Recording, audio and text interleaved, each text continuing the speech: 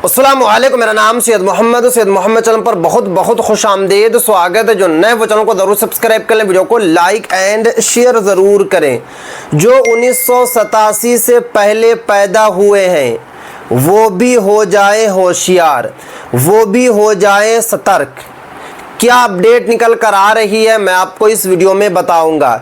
पूरे भारतवासियों के लिए ये वाली जो वीडियो है मोस्ट इम्पोर्टेंट है, और ख़ास करके उनके लिए जो 1987 से पहले पैदा हुए हैं उनके लिए तो ये वाली वीडियो काफ़ी ज़्यादा इम्पोर्टेंट है।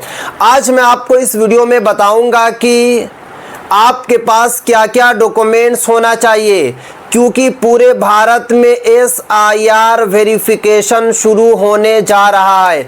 SIR मतलब स्पेशल इंटेंसिव रिवीजन। आपको पता है कि बिहार में SIR वेरिफिकेशन शुरू हुआ, लाखों लोगों का वोटर लिस्ट से नाम बाहर हो गया, और दूसरा जो नाम निकल कर आ रहा है वो नाम है बंगाल में SIR वेरिफिकेशन शुरू होने जा रहा है। इसीलिए आप लोगों को अभी से ही सतर्क हो जाना है। ख़ास करके 1987 से पहले वाले जितने भी लोग पैदा हुए हैं, क्योंकि बहुत सारे जिनकी पैदाइश 1987 से पहले हुई है उनको लग रहा है कि हमारे लिए टेंशन नहीं है, हमारे साथ कुछ नहीं होगा, हमको कोई डॉक्यूमेंट्स नहीं देना पड़ेगा। यही आपकी गलतफहमी है। आपकी पैदाइश 1987 से पहले हुई हो, या आपकी पैदाइश 1987 के बाद हुई हो, या आपकी पैदाइश 2004 के बाद हुई हो, सभी को जो है डॉक्यूमेंट्स देना पड़ेगा।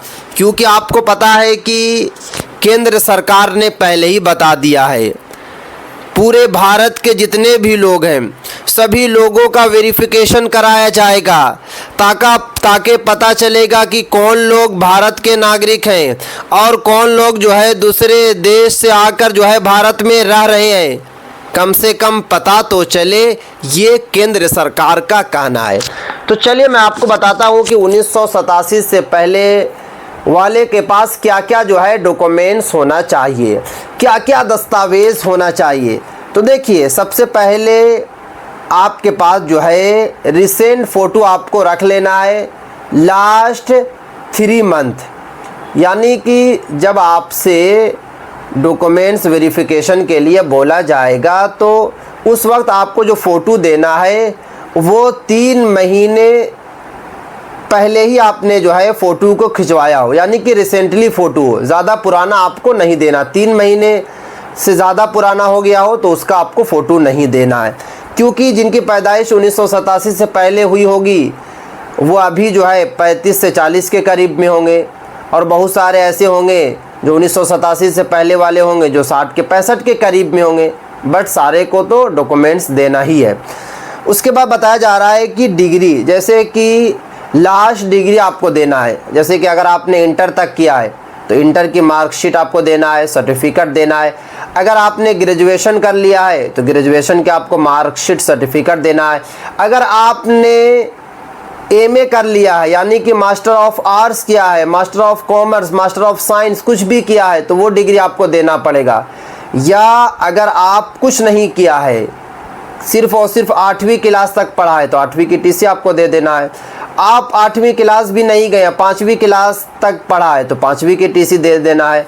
अगर आप कभी स्कूल ही नहीं गए हैं तब भी आपको टेंशन नहीं लेना है, क्योंकि बहुत सारे लोगों को ये लगता है कि अगर सरकार जो है NRC कराएगी या SIR सरकार कराएगी या फिर CAA होगा तो जो लोग के पास डॉक्यूमेंट्स नहीं होगा उनको सरकार जो है बाहर कर देगी।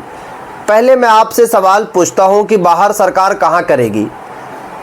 2019 में असम में NRC शुरू हुई, लगभग जो है 18 लाख लोगों का NRC में नाम शामिल नहीं हुआ। तो क्या वो लोग जो है विदेश चले गए? क्या वो लोग जो है अफ़गानिस्तान और बांग्लादेश चले गए, या अफ़गानिस्तान और बांग्लादेश उनको भेज दिया गया? अभी तो वो हिंदुस्तान में ही है। हाँ, ये है कि अगर आपका एनआरसी में नाम शामिल नहीं होता है तो दिक्कतों और मुश्किलात का आपको सामना करना पड़ेगा। जैसे कि सरकारी जो सुविधा होती है वो बंद कर दी जाती है, या और भी जो सरकारी लाभ मिलता है वो सब नहीं मिलता है। बट ये जो आपको माइंड में बैठाया जाता है यूट्यूबर के ज़रिए या फिर मीडिया कर्मी के थ्रू कि आपको जो है बाहर भेज दिया जाएगा, आपको जो है दूसरे देश में भेज दिया जाएगा, तो दूसरा देश खाली है क्या कि आपको यहाँ से भेजा जाएगा? वो लोग कहेंगे कि भाई साहब आइए और मेरे देश में आप रहिए। कैसी कैसी आप लोग बात को सोचते हैं। तो पहले आप लोग जो है आर्टिकल्स वगैरह सुप्रीम कोर्ट का जो आर्टिकल रहता है उसको पहले पढ़ा कीजिए, या फिर आप लोग जो है चैनल को ज़रूर चैनल से जुड़े रहें, आपको यहाँ पे पल पल की खबर दी जाएगी। तो आपके पास जो है कि लास्ट डिग्री होनी चाहिए और साथ में आपको मार्कशीट देना पड़ेगा 10th की, क्योंकि मोस्ट इम्पोर्टेंट अगर मैं सर्टिफिकेट की बात करूँ या डिग्री की बात करूँ या फिर अगर मैं बात करूँ मार्कशीट की, तो वो आपकी 10th की है। 10th की मार्कशीट आपको देनी पड़ेगी। उसके बाद बोला जा रहा है कि जाति प्रमाण पत्र आपके पास होना चाहिए, साथ में जो है जन्म प्रमाण पत्र है तो जन्म प्रमाण पत्र आप दे सकते हैं। उसके बाद जो है कि लैंड रजिस्ट्री यानी कि ज़मीन के कागजात जो है मोस्ट इम्पोर्टेंट आइडेंटिटी प्रूफ माना जा रहा है, ख़ास करके डॉक्यूमेंट्स वेरिफिकेशन में, नागरिकता वेरिफिकेशन में। तो अगर आपके पास जो है घर के दस्तावेज़ हैं जैसे कि केवाला दे सकते हैं, इसी तरीके से और भी बहुत सारे जो डॉक्यूमेंट्स हैं वो सब भी आप जो है दे सकते हैं। उसके बाद अगर आपके पास पासपोर्ट है तो पासपोर्ट भी दे सकते हैं। अब बात ही आती है कि हमारे पास कुछ नहीं है, हमारे पास जो है सिर्फ़ और सिर्फ आधार कार्ड है और वोटर आईडी कार्ड है, तो हम जो है डॉक्यूमेंट्स को किस तरीके से बनवाएंगे, किस तरीके से बनाना होगा।